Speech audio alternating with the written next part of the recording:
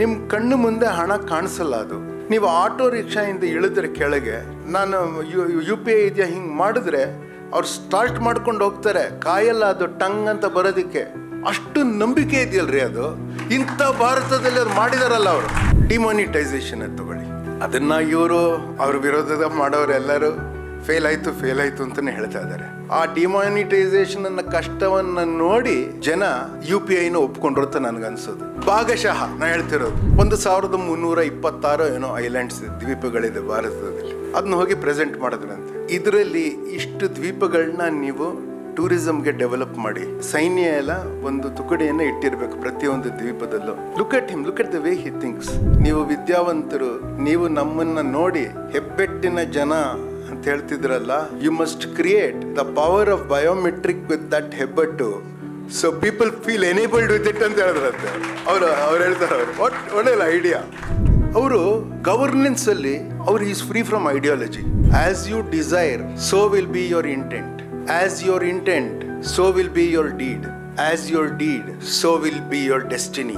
ನೀವೇನೇ ಗ್ಯಾರಂಟೀಸ್ ನೀವು ಕರ್ನಾಟಕದಾಗಲಿ ಇನ್ನೆಲ್ಲಾದರೂ ಕೊಟ್ಟಿದ್ರು, ಜನಕ್ಕೆ ನಿಜವಾಗ್ಲೂ ಚಿಂತೆ ಇರೋದು ಶಿಕ್ಷಣ ಮತ್ತು ಹೆಲ್ತ್ ಕೇರ್ದು, ಅದರ ಸುಧಾರಣೆ ಆಗೋವರೆಗೂ. ಅಂದರೆ it should be accessible anywhere with near equal competence. ಇಲ್ಲದೆ ಇದ್ದರೆ ಈಗೇನಾಗತ್ತೆ, ಒಂದು 20-22 ಸಾವಿರ ಸ್ಕೂಲ್ ಮುಚ್ಚೋಗಿದೆ ಕರ್ನಾಟಕದಲ್ಲಿ ಅಂತ ಇಟ್ಕೊಳ್ಳಿ.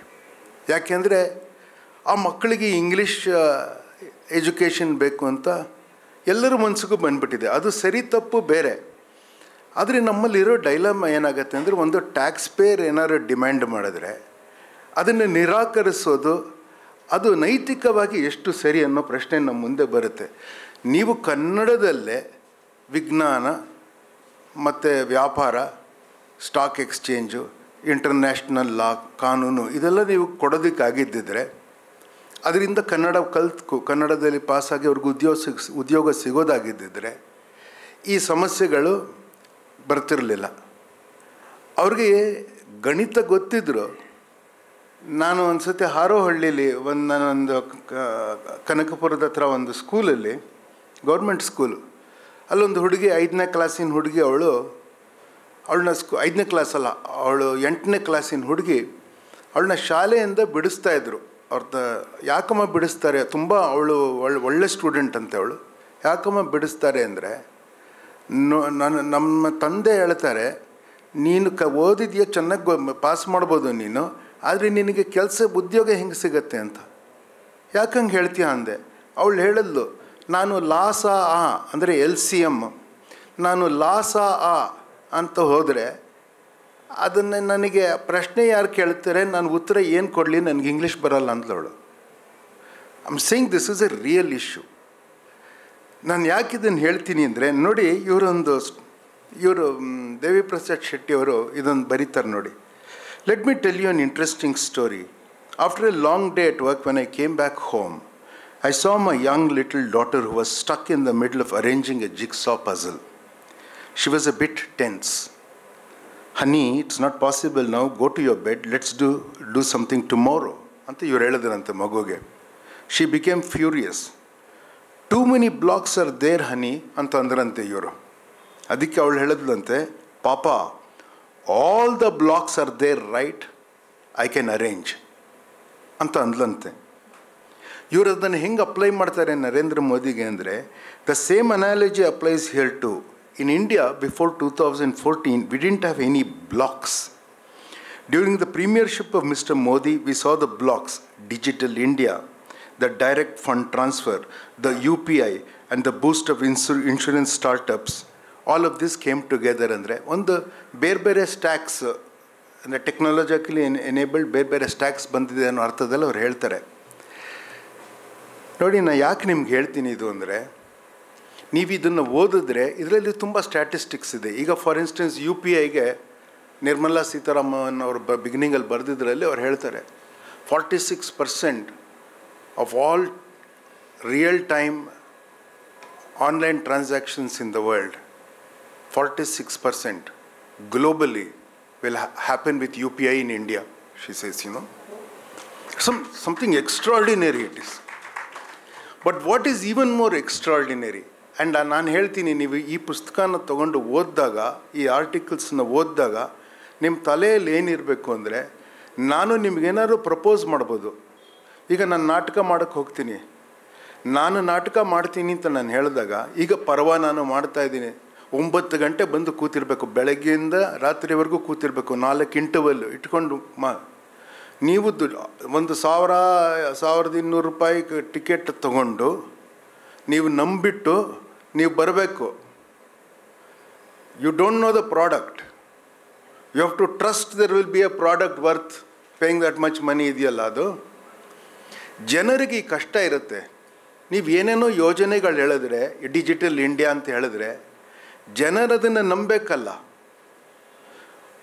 ಅವರು ಮೋದಿಯವ್ರಿಗೆ ಏನಿದೆ ಗಿಫ್ಟು ಅಂದರೆ, ನೀವು ಈ ಆರ್ಟಿಕಲ್ಸ್ ಓದಿದಾಗ ಅವ್ರು ಏನೇನು ಮಾಡಿದ್ದಾರೆ, ಯಾವ್ಯಾವುದ್ರಲ್ಲಿ ಏನೇನು ಮಾಡಿದ್ದಾರೆ ಅಂದರೆ, ಒಂದು ಈ ವ್ಯಾಪಾರಿ ವರ್ಗ ಅಂದರೆ ಯಾರು ಇನ್ವೆಸ್ಟರು, ಯಾರು ಪ್ರೊಡಕ್ಷನ್ ಮಾಡಿ ಮಾರಾಟ ಮಾಡ್ತಾರೋ ಅಥವಾ ಸರ್ವಿಸಸ್ಸನ್ನು ಜನರಿಗೆ ಒದಗಿಸ್ತಾರೋ ಅವ್ರಿಗೆ ಈ ಹೊಸ ಈಗ GSTನ ಅವ್ರು ಒಪ್ಕೋಬೇಕಾಗಿತ್ತು. ನಮಗೆ ಗೊತ್ತು ವಿರೋಧ ಪಕ್ಷಗಳು GST ಬರದೇ ಇರೋದಕ್ಕೆ ಎಷ್ಟು ಕಷ್ಟಪಟ್ಟು ಅಂತ, ಎಷ್ಟು ಅದು ಏನು ಮಾಡೋಕ್ಕೆ ಆಗಲ್ಲ ಅನ್ನೋ ಥರ. ಮತ್ತು ಸಮಸ್ಯೆಗಳದರಲ್ಲಿ ಇದ್ದಿದ್ದು ನಿಜ, ಅದಕ್ಕೆ ಮುಂಚೆನೂ ಸಮಸ್ಯೆಗಳಿದ್ದಿದ್ದು ನಿಜ, ಅಷ್ಟು ವರ್ಷ ಆದಮೇಲೂ ಸಮಸ್ಯೆಗಳಿದ್ದಿದ್ದು ನಿಜ. ಹಿಂದೆನೂ GST ಬಂದಾಗ ಹೊಸದು ಬಂದಿತ್ತು, ಸಮಸ್ಯೆಗಳಿದ್ದಿದ್ದು ನಿಜ. ಅದ್ರ ಸುಧಾರಣೆ ಕಂಟಿನ್ಯೂಸ್ ಆಗಿ ಮಾಡ್ತಾ ಇದ್ದಾರೆ. ಆ GST ಕೌನ್ಸಿಲ್ ರೆಗ್ಯುಲರಾಗಿ ಮೀಟ್ ಮಾಡ್ತಾರೆ, ಎಲ್ಲ ಪಕ್ಷದವರು ಕೌನ್ಸಿಲಲ್ಲಿ ಕೂತ್ಕೊಳ್ತಾರೆ. ಆ ಕೌನ್ಸಿಲಲ್ಲಿ ಕೂತ್ಕೊಂಡಾಗ ರಾಜಕೀಯ ಇರೋದಿಲ್ಲ ಅದರಲ್ಲಿ. ನಮ್ಮ ಕರ್ನಾಟಕದಿಂದ ಹೋದವ್ರನ್ನೇ ಕೇಳಿದ್ದೀನಿ, ಅಲ್ಲಿ ಎಲ್ಲ ಗಂಭೀರವಾಗಿ ಆಗತ್ತಂತೆ ಚರ್ಚೆ. ಏನಿದ್ರು ಬೇರೆ ಕಡೆ ಆ ಥರ ಮಾತಾಡೋದವರು.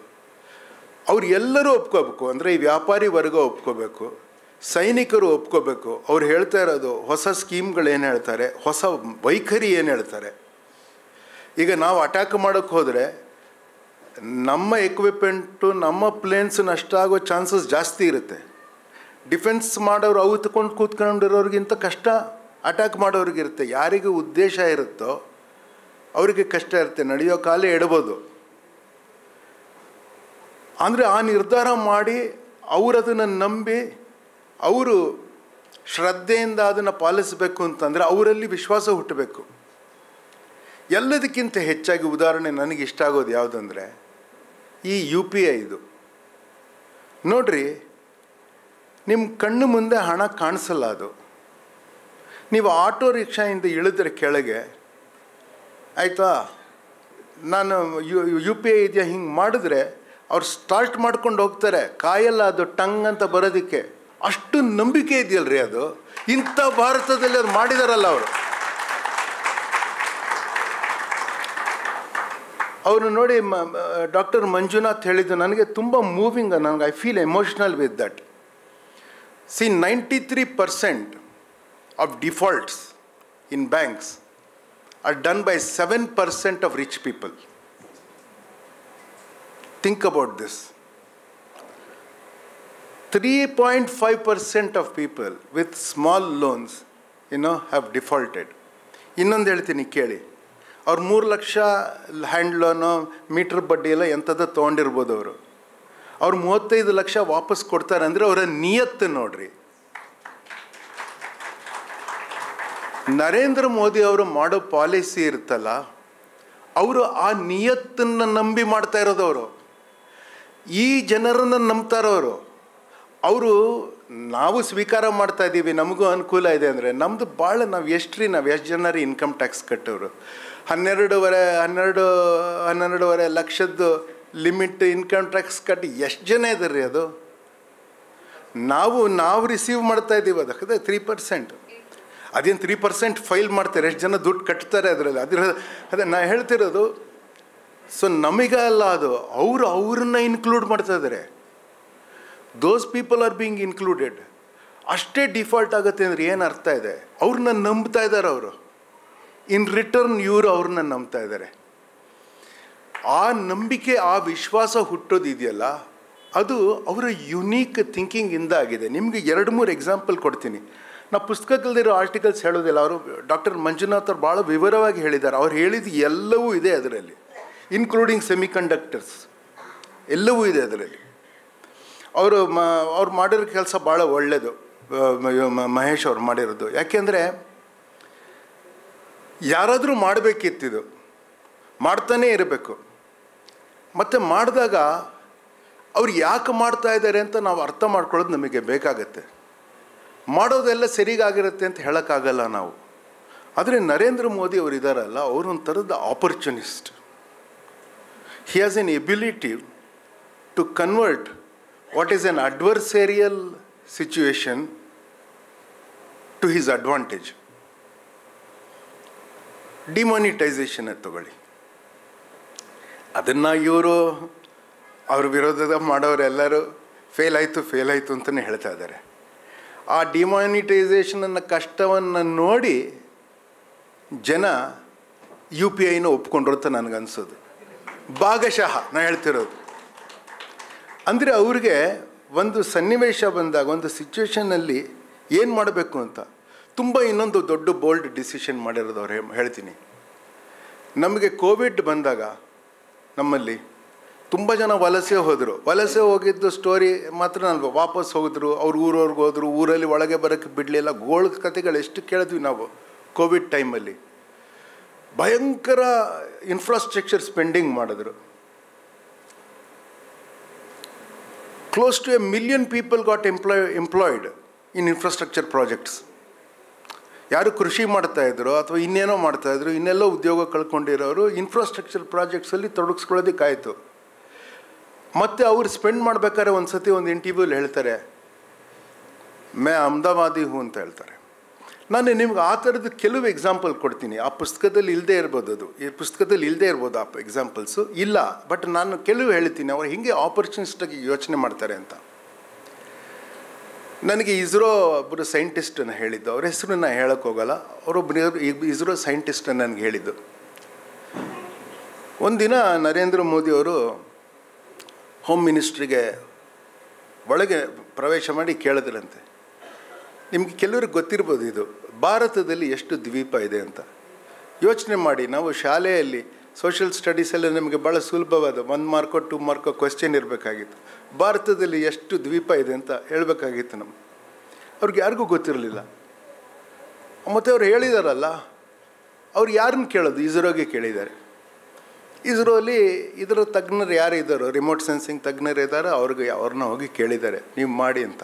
ಅಯ್ಯೋ ನಾನು ಒಂದೇ ದಿನದಲ್ಲಿ ಮಾಡೋಕ್ಕಾಗಲ್ಲ, ಪ್ರೈಮ್ ಮಿನಿಸ್ಟರ್ ಕೇಳಿದ್ದಾರೆ ಅಂದರೆ ಇದು ಮಾಹಿತಿ ನಾನು ತಯಾರು ಮಾಡಬೇಕು ಅಂತ. ನನಗೆ ಯಾರೋ ಹೇಳಿದ್ರು, ಇದು ಏನು ದೊಡ್ಡ ಕತೆ ರೀ, ಗೂಗಲ್ ನೋಡಿದ್ರೆ ಗೊತ್ತಾಗತ್ತೆ ಅಂತ. ಗೂಗಲ್ ರಿಸರ್ಚ್ ಮಾಡಿರೋದಿಲ್ಲ. ಗೂಗಲ್ಲು ಈಗ ಚೈನಾ ಅದ್ರಲ್ಲಿ 4 ಐಲ್ಯಾಂಡ್ ನಂದು ಅಂತ ಹೇಳಿದ್ರೆ ಗೂಗಲ್ ಅದನ್ನೇ ಹಾಕ್ಕೊಳುತ್ತೆ. ಗೂಗಲ್ ಯಾಕೆ ರಿಸರ್ಚ್ ಮಾಡುತ್ತದು? ಇದು ಗೂಗಲ್ನ ನೋಡಿ, ವಾಟ್ಸಪ್ನ ನೋಡಿ ಈ ಥರ ಎಲ್ಲ ಮಾಡೋಕ್ಕಾಗಲ್ಲ ಅಲ್ವಾ? ಅವರು ಮಾಡಿ ನರೇಂದ್ರ ಮೋದಿ ಅವ್ರಿಗೆ ಹೋಗಿ ಪ್ರೆಸೆಂಟ್ ಮಾಡಿದ್ರಂತೆ. ಇದು 1326 ಏನೋ ಐಲ್ಯಾಂಡ್ಸ್, ದ್ವೀಪಗಳಿದೆ ಭಾರತದಲ್ಲಿ. ಅದನ್ನ ಹೋಗಿ ಪ್ರೆಸೆಂಟ್ ಮಾಡಿದ್ರಂತೆ. ಅದು ಆ ಪಾಯಿಂಟಲ್ಲಿ ಆ ಪ್ರೆಸೆಂಟೇಷನ್ ಮುಗಿದಾಗ ಅಲ್ಲೇ ಕೂತ್ಕೊಂಡು ಅವ್ರು ನಿರ್ಧಾರ ಮಾಡಿದ್ರಂತೆ, ಇದರಲ್ಲಿ ಇಷ್ಟು ದ್ವೀಪಗಳನ್ನ ನೀವು ಟೂರಿಸಮ್ಗೆ ಡೆವಲಪ್ ಮಾಡಿ, ಈ ಔಟರ್ ಇದರಲ್ಲಿರೋ ಎಲ್ಲ ದ್ವೀಪಗಳಲ್ಲೂ ನೀವು ಸೈನ್ಯ ಎಲ್ಲ ಒಂದು ತುಕಡಿಯನ್ನು ಇಟ್ಟಿರಬೇಕು ಪ್ರತಿಯೊಂದು ದ್ವೀಪದಲ್ಲೂ. Look at him, look at the way he thinks. Anybody could have done it in the previous years. Nobody even knew the data. What about that? Okay, ಇನ್ನೊಂದು ಹೇಳ್ತೀನಿ. ಈ ಮೋದಿಯವ್ರ ಬಗ್ಗೆ ಈ 5 ವರ್ಷದ ಹಿಂದೆ ಇನ್ನೊಂದು ಪುಸ್ತಕ ಬಂದಿತ್ತು, ಕಲೆಕ್ಷನ್ ಆಫ್ ಆರ್ಟಿಕಲ್ಸ್. ಅದರಲ್ಲಿ ನಂದನ್ ನಿಲೇಕಣಿ ಹೇಳ್ತಾರೆ, ಒಂದು ಅವರು ಉಪಯೋಗಿಸೋ ಪದ ಅದರಲ್ಲಿ, there is a Modiesque way of looking at things ಅಂತಾರೆ. ಅವ್ರು ಹೇಳಿದ್ರಂತೆ, ನೀವು ವಿದ್ಯಾವಂತರು, ನೀವು ನಮ್ಮನ್ನು ನೋಡಿ ಹೆಬ್ಬೆಟ್ಟಿನ ಜನ ಅಂತ ಹೇಳ್ತಿದ್ರಲ್ಲ, you must create the power of biometric with that ಹೆಬ್ಬೆಟ್ಟು, so people feel enabled with it ಅಂತ ಹೇಳಿದ್ರಂತೆ. ಅವ್ರು ಹೇಳ್ತಾರೆ, ಒಳ್ಳೆಯ ಐಡಿಯಾ. ಈ ನಾನು ಓದಿದ್ದು ದೇವಿ ಪ್ರಸಾದ್ ಅವ್ರದ್ದು ಓದಿದ್ನಲ್ಲ, ಅದರ ಮುಂದಿನ ಪುಟದಲ್ಲಿ ಅವ್ರು ಬರೀತಾರೆ. ಅವರು ಗುಜರಾತ್ ಚೀಫ್ ಮಿನಿಸ್ಟರ್ ಆಗಿದ್ದಾಗ ದೇವಿ ಪ್ರಸಾದ್ ಶೆಟ್ಟಿ ಅವ್ರನ್ನ ಮೀಟ್ ಮಾಡೋಕ್ಕೆ ಹೋದ್ರಂತೆ. ಪೆನ್ ಡ್ರೈವ್ ತೊಗೊಂಡು ಹೋಗಿದ್ರಂತೆ. ಪೆನ್ ಡ್ರೈವ್ ತೊಗೊಂಡು ಹೋಗಿ ಅವ್ರಿಗೆ ಪ್ರೆಸೆಂಟೇಷನ್ ಮಾಡೋದಕ್ಕೆ ಅಲ್ಲಿ ಕೂತಿದ್ರಂತೆ.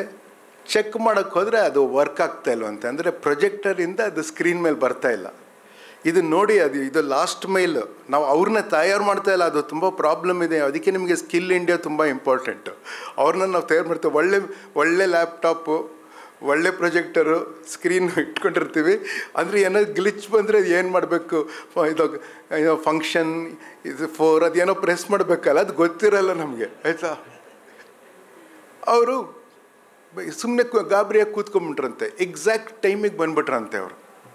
ಇವರೆಲ್ಲ ಓದಾಡ್ತಾ ಇರ್ದಾಗ ಬಂದುಬಿಟ್ರಂತೆ. ಇವರು ಅವ್ರಿಗೆ ಹೇಳಿದ್ರಂತೆ, ಏನೋ ಅದು ಎಕ್ವಿಪ್ಮೆಂಟ್ ವರ್ಕ್ ಆಗ್ತಾಯಿಲ್ಲ ಅಂತ.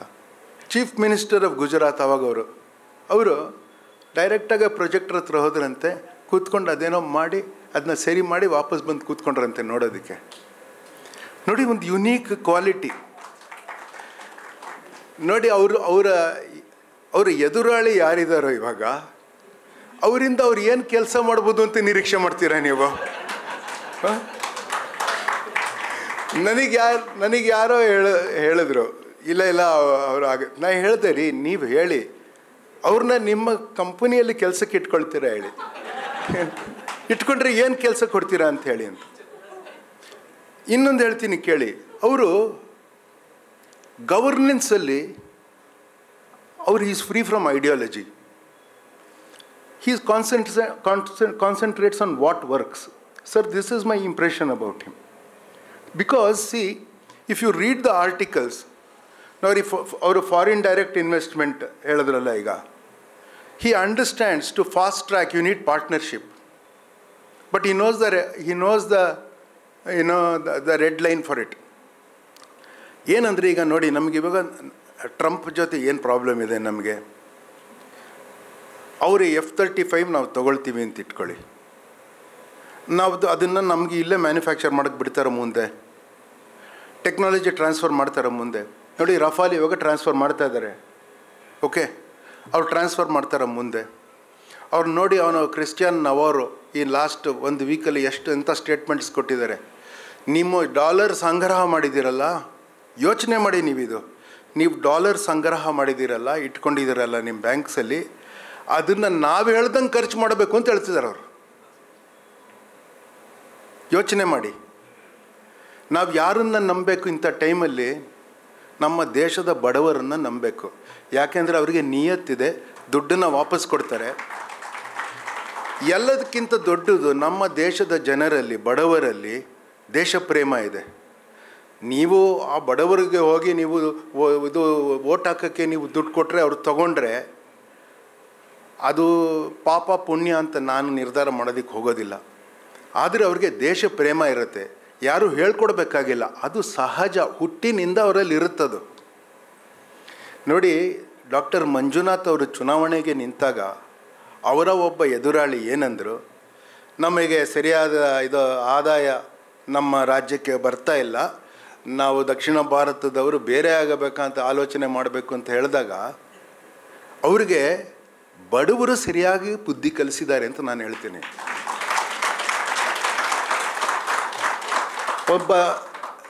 ಒಬ್ಬ ದೇಶ ಪ್ರೇಮಿ ಅವರು ಏನು ಒಂದು ಪ್ರೈವೇಟ್ ಹಾಸ್ಪಿಟಲಲ್ಲಿ ಹೋಗಿ ಅವರು ಚೆನ್ನಾಗಿ ನೋಡ್ರಿ, ಏನಲ್ಲ ಡಾಕ್ಟ್ರ್ ಹತ್ರ ಹೋದ್ರೆ ಹೆಂಗಿರುತ್ತೆ ಇವಾಗ, ಆಯಿತಾ, ಅವ್ರು ಹೇಗಿರ್ಬೋದಾಗಿತ್ತು, ಎಂಥ ಸೇವೆ ಮಾಡ್ಕೊಂಡಿದ್ರು. ಅವ್ರಿಗೆ ಇನ್ಫ್ಲೂಯೆನ್ಸ್ ಇಲ್ಲ ಅಂತ ಯಾರು ಹೇಳೋದಕ್ಕಾಗತ್ತಾ? ನೋಡಿ, ಜನ ಇಂಥವ್ರನ್ನ ನಂಬ್ತಾರೆ. ಅವರ ರಾಜಕಾರಣಿ ಆಗಿರಬೇಕಾಗಿಲ್ಲ, ಅವ್ರನ್ನ ನಂಬ್ತಾರೆ. ಆ ಜನರ ಮೇಲೆ ವಿಶ್ವಾಸ ಇಟ್ಟು ಅವರು ಇದನ್ನೆಲ್ಲ ಕೈಗೊಂಡಿರೋದು ಅಂತ ನಾನು ನಿಮ್ಗೆ ಹೇಳ್ತೀನಿ. ಇನ್ನೊಂದು ಹೇಳ್ತೀನಿ ಕೇಳಿ. ಈ ಸುರಭಿ ಹೊದಿಗೆರೆ ಗೊತ್ತಾ ನಿಮಗೆ? ಅವರು she is a young person. ಹಾರ್ವರ್ಡಲ್ಲಿ ಅವರು ಓದಕ್ಕೆ ಹೋಗಿದ್ದರು. ಅವರೊಂದು ಲೇಖನ ಬರೆದಿದ್ದಾರೆ. ಬರೀ ಅವ್ರದ್ದು ಒಂದು ಪ್ಯಾರಾಗ್ರಾಫ್ ಮಾತ್ರ ಓದ್ತೀನಿ ನೋಡಿ ಏನು ಹೇಳ್ತಾರೆ ಅಂತ. Hard work matters. Surabhi Hodigere. In the hallowed halls of Harvard University, I was a witness to a remarkable transformation in the perception of India in the last decade.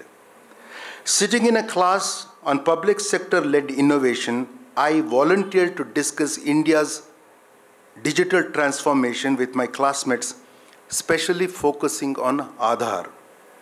The response was electric. The room buzzed with awe and admiration, signifying a shift in how India was viewed. No longer the nation trying to imitate others, India stood tall and confident, showcasing its capabilities to the world. See, it's a big idea. Mangalore Literature Festival alli our ex-Raw chief, ಅವರು one of the speaker's ಆಗಿ ಬಂದಿದ್ದರು. ಅವ್ರದ್ದು interview ಯಾರೋ ಮಾಡಿದ್ರು. ಆ interview ಮುಗಿದ ಮೇಲೆ ನಾನು ಸಂವಾದದಲ್ಲಿ ನಿಂತ್ಕೊಂಡು ಅವ್ರನ್ನ ನಾನು ಒಂದು ಪ್ರಶ್ನೆ ಕೇಳಿದೆ. ನಾ ಹೇಳಿದೆ, ನೋಡಿ, ಚುನಾವಣೆ ಮುಂಚೆ ಒಂದಷ್ಟು ತಿಂಗಳು ಈ ಅನ್ನೋನ್ ಮೋಟರ್ ಸೈಕಲಲ್ಲಿ ಬಂದು ಯಾರನ್ನ ತೆಗೆದುಬಿಡ್ತಾ ಇದ್ರಲ್ಲ, ಈ ಘಟನೆಗಳು ನಡೀತಾ ಇದ್ವು. ಅವ್ರು ಸುಮ್ಮನೆ ನೋಡ್ತಾರೆ, ಅವ್ರಿಗೆ ಮುಖದಲ್ಲಿ ಏನು ಎಕ್ಸ್ಪ್ರೆಷನ್ ಇಲ್ಲ, ಸುಮ್ಮನೆ ಮುಖ, ಅವ್ರಿಗೆ ಅರ್ಥ ಆಗ್ತದೆ ನಾ ಏನು ಕೇಳ್ತಾ ಇದ್ದಿಲ್ಲ, ತೆಗೆದು ಬಿಡ್ತಿದ್ರಲ್ಲ. ಅದನ್ನು ನಾವೆಲ್ಲ ಮಾತಾಡ್ಕೊಳ್ತಾ ಇದ್ವಿ. ಅದ್ರ ಬಗ್ಗೆ ತುಂಬ ಟೀಕೆ ಜಗತ್ತಲ್ಲಿ ಇದ್ದಿದ್ದು ನಮಗೆ ಗೊತ್ತು. ಆದರೆ ನಮಗನ್ಸುತ್ತೆ, ಈಗ ನನಗೆ ವೈಯಕ್ತಿಕವಾಗಿ ಅವ್ರನ್ನ ಹಿಂಗೆ ಇವ್ರು ಜೈಶಂಕರ್ ಒಂದು ಸತಿ ಹೇಳಿದ್ರು, terrorist have no rules,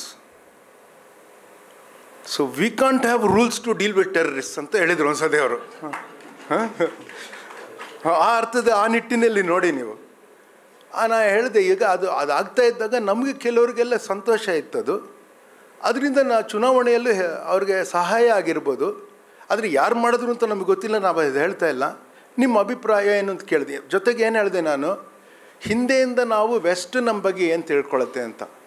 guardian news ಪೇಪರಲ್ಲಿ ಎಡಿಟೋರಿಯಲ್ ಬಂದುಬಿಟ್ರೆ ಅದನ್ನೇ ದೊಡ್ಡದು. ನಮ್ಮನ್ನು ಬೈದ್ಬಿಟ್ಟಿದ್ದಾರೆ ಗಾರ್ಡಿಯನ್ ಅಂತ ಹೇಳ್ಬಿಟ್ಟು ನಾವು ಒಂದಿನ ಉಪವಾಸ ಇರಬೇಕು, ಅಷ್ಟು ನಾವು ಪಶ್ಚಾತ್ತಾಪ ಪಡೋ ಥರದ್ದಿತ್ತು. ಗಾರ್ಡಿಯನ್, ಟೈಮ್ಸ್, ಅದು ಎಂಥದ್ದು, ವಾಷಿಂಗ್ಟನ್ ಪೋಸ್ಟ್ ಅವೆಲ್ಲ ಇದೆಯಲ್ಲ, ಅವ್ರು ಅವೆಲ್ಲ ಮಾಡಿದಾಗ ನಮ್ಗೆ ಆಗ್ತಾಯಿತ್ತು.